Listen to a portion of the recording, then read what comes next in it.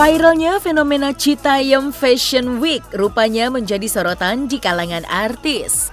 Baru-baru ini semakin banyak artis yang penasaran ingin ikut menjajal sensasi berjalan di atas zebra cross ala panggung catwalk di perempatan jalan kawasan Sudirman, Jakarta, yang selama ini jadi viral disebut Citayam Fashion Week. Dan salah satu artis itu ialah Paula Verhoeven. Demi bisa mencicipi sensasi bergaya di Citayam Fashion Week itu sendiri, model sekaligus istri dari Baim Wong itu sampai memberanikan diri untuk datang langsung. Uniknya, ketika benar-benar sudah berada di kawasan Citayam Fashion Week, Paula yang biasa berjalan di atas catwalk sempat gugup dan bertemu dengan Bonge. Remaja 16 tahun yang viral di sosial media itu pun membantu Paula untuk berjalan bak pragawati profesional di atas zebra cross, yang sontak saja berbuah kehebohan. Lantas, seperti apa pandangan para selebritis lain melihat viralnya Citayam Fashion Week itu sendiri?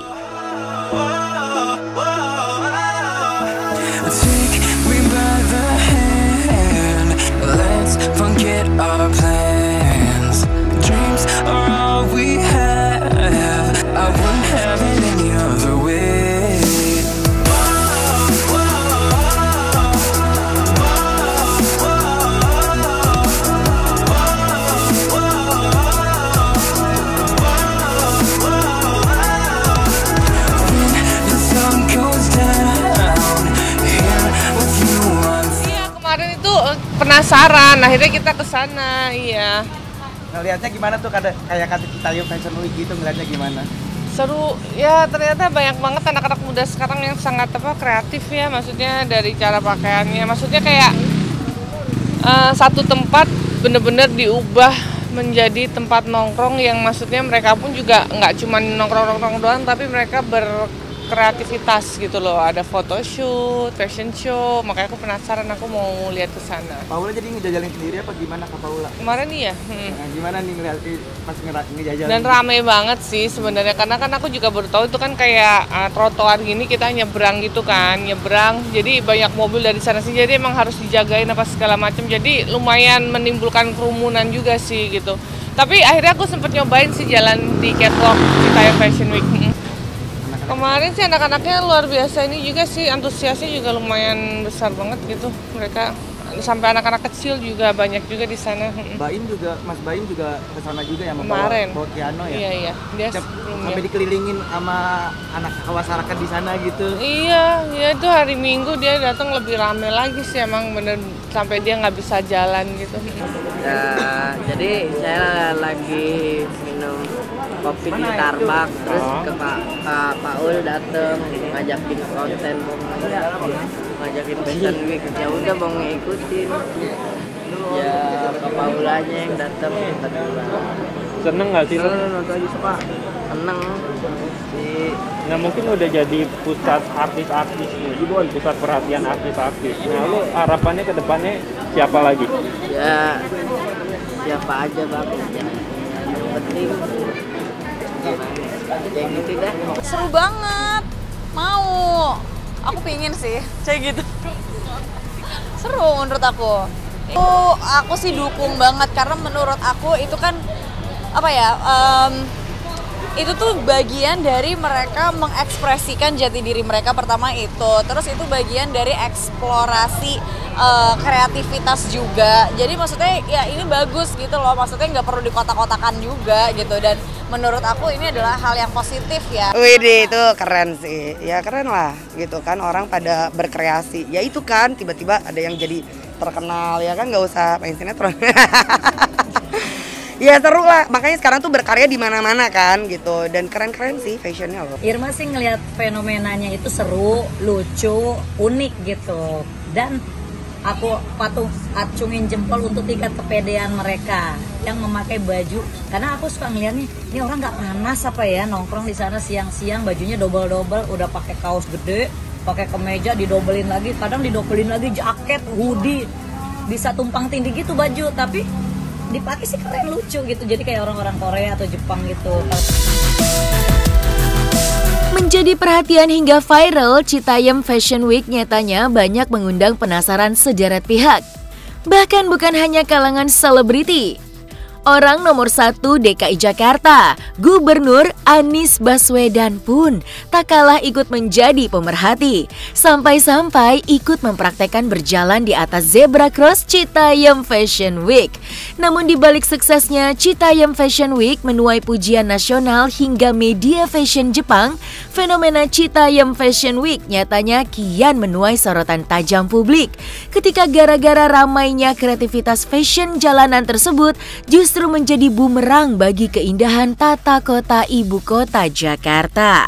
Pemandangan pagi Jakarta dihiasi banyaknya anak-anak remaja yang bahkan rela tidur di jalanan demi begadang semalaman untuk memeriahkan kehebohan Citayam Fashion Week hingga tertinggal jadwal kereta terakhir untuk pulang ke rumahnya, yakni daerah Citayam, Depok. Lantas, seperti apa sisi lain dari Roy, salah satu pegiat Citayam Fashion Week yang menolak beasiswa dari Menteri Pariwisata dan Ekonomi Kreatif, Sandiaga Uno?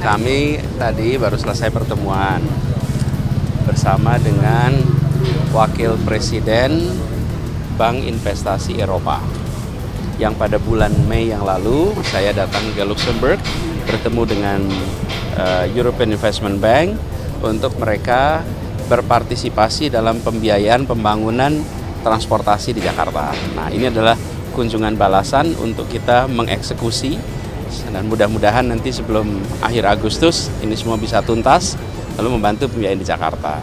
Selesai meeting kemudian kita mencoba naik MRT, mencoba terowongan Kendal, lalu minum kopi di kafe disabilitas, lalu sesudah itu jalan ke sini dan lihat fenomena yang sedang hot akhir-akhir ini. Nah, tadi ketika sampai di situ mereka tahu metanya seperti apa sih anak-anak itu, jadi saya tunjukkan nih rekamannya nih. Terus dia terheran-heran juga menyaksikan bahwa bagaimana anak-anak muda menggunakan sebuah tempat penyeberangan jalan ya berubah menjadi catwalk. Ya, itulah anak muda. Anak muda itu selalu bisa melihat dan perspektif baru, perspektif yang tidak terfikirkan sebelumnya. Mereka mewakili masa depan, jadi kita kasih kesempatan itu.